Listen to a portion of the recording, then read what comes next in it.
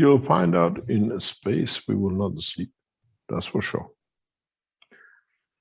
We rest to recuperate from the transition of the fields within the body of the man.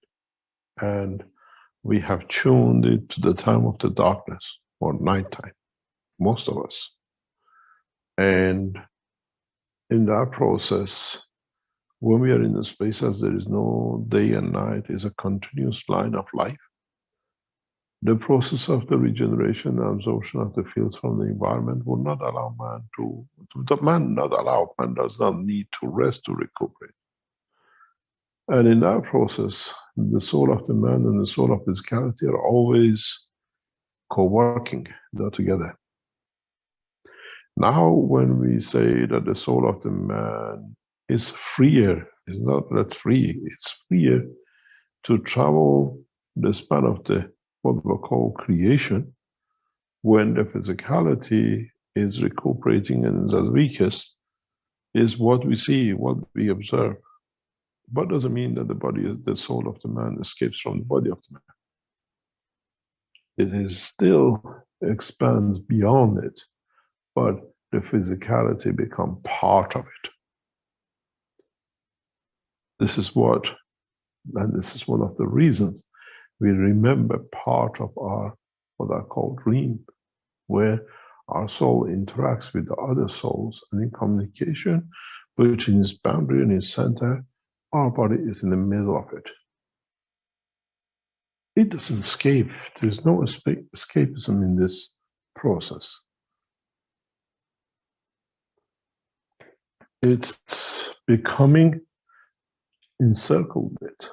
When we are awake, we encapsulate the soul. When we go to sleep or weaken the, what we call the strength of the fields of the physicality, then the soul of the man increases its dominion. And now, if you look at it, here the physicality was, now the physicality becomes within. And as the interaction of the soul of the man with the other souls takes place, because it's a field interaction, it creates an emotion between the boundary. It's like when you touch a fire, you feel it, it sends the emotion to the center. And the soul of the physicality of the man is in between. So this interaction between this and this, what they call the boundary, the interaction of the dimension of the interface of the soul of the man when the body of the man is weaker, when it's centered to communicate, man picks up some of the signals, we call it a dream. Now we are encircled, where in the time of what we call awakeness or alive, being there, but this still functions. This still has an aura of it, but not so much that this is at the time of the sleep.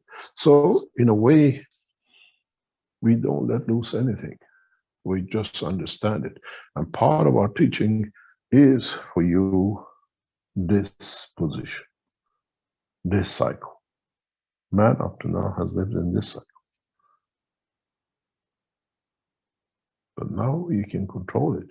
Then you communicate through the soul with all the souls around you, where you don't need physicality. Physicality has a dimension, vision, what we call maybe sound, but with the soul, you don't have that. You go beyond, and through the fields, you can interact and communicate. And these are the same with the others. That's the difference. Now, this is what we understand, and we don't need to engage. And this is especially what we'll see with this will be when you go into the enhancement units. This is what you will see. This is what will baffle you as light.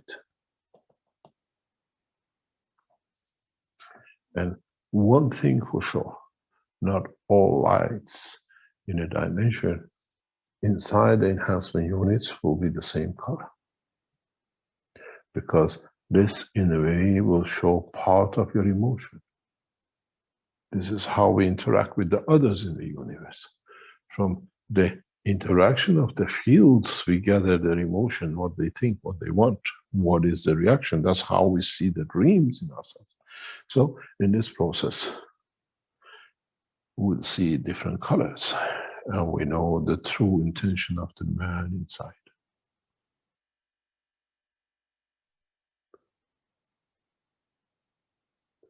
When you ask, are you in love with the Creator, and what is your intention with your work? I am an Ayatollah, or I am a Pope. My intention to rob and deceive the humanity will show a different color than the one which says, I'm here to serve humanity. Now we know each color what it means. There'll be no one lying into the machine after all soul. Then you ask the world leaders to enter these systems. And then you see the true intention of the president, the king, the rabbi, the ayatollahs, and the popes and the priests. It's not a lie detector, it's the true intention of life explanation.